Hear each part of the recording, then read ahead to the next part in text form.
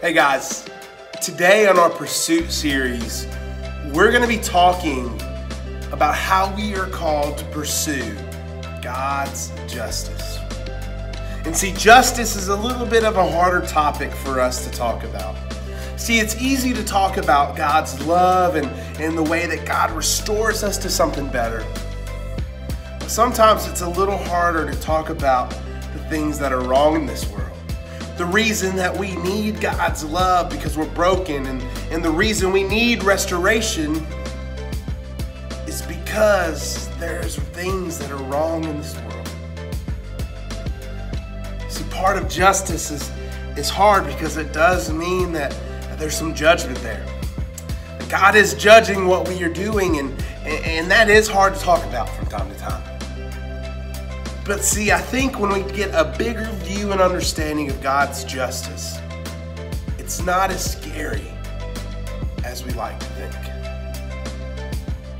So first off, how do we define justice?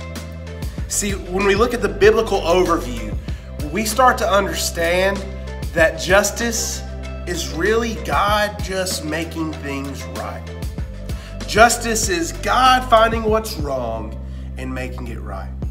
So even though there is judgment there with God, we know it's a judgment to simply make things right. See, when you go into small groups, you're going to start reading in Genesis chapter 3 some of the stuff that Adam and Eve went through. And see, when we understand that, we start to understand why we have God's justice. See, we lived in this world where we walked with God, we talked with God, we understood God. We had a physical relationship one-on-one, and Adam and Eve chose to understand the things that only God understood. See, they took the fruit of the tree of knowledge of good and evil. And see, we did that, and I've heard it said to really think we could be like God's.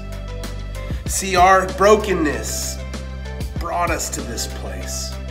Our brokenness to try to be more than we are, to go above and beyond what God created us to be. It's what got us in this situation in the first place. So we went from this perfect world in the Garden of Eden to pain and brokenness. And that sin in our lives is just a product of that brokenness. So see, when God is judging sin, He's not simply judging you for doing something He just said not to do. He is judging you because you are actively running away from Him. See, when we sin, we're separating ourselves from God. And if God's justice is to simply make things right that is wrong, then God's justice is perfect and beautiful. But ultimately, the best example of God's justice is in what Jesus Christ did for us. See, Jesus came down because we were apart from God for what Adam and Eve did, and Jesus stood there as a sacrifice for us to be able to be in union with God as one. So the ultimate example of God's justice is Jesus, who came to make what was wrong right.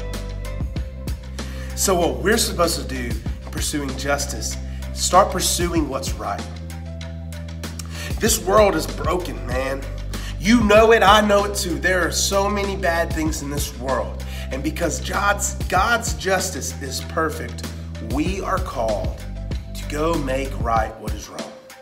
We are called to stand up for the injustices going on, for people who are being treated different just because they're different, for people who don't have the necessary needs to live. We are called to go out and make right what is wrong.